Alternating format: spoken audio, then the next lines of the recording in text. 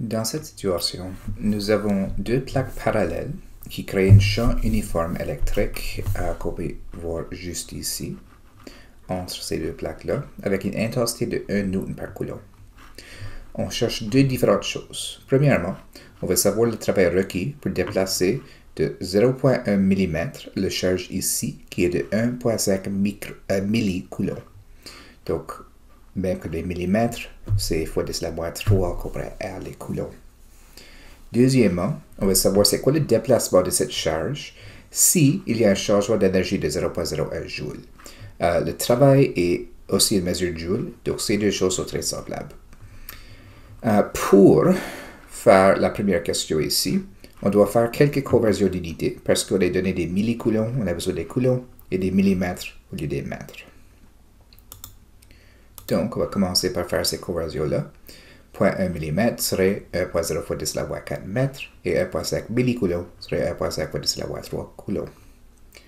On va utiliser la formule W ou travail égale charge fois l'intensité du champ électrique fois le déplacement. Le charge est de 1,5 millicoulomb ou 1,5 fois 10 à la moins 3 coulombs. L'intensité du champ électrique, c'est 1 newton par coulomb et la distance, là, le 0,1 mm qu'on voit ici. Une fois qu'on fait ce calcul-là, on trouve que c'est 1,5 fois 10 à la moins 7 joules. Pas mal petit, mais ça fait du sens parce que c'est pas des grandes charges et la distance est vraiment petite. Ensuite, on va utiliser cette même formule ici pour trouver B, mais avoir besoin de le modifier. On va aussi utiliser ces unités converties ici. Dans celui-ci, on cherche le déplacement de la charge, donc on doit isoler delta D, si le travail est de 0,01 ou si le changement d'énergie est de 0,01 joule.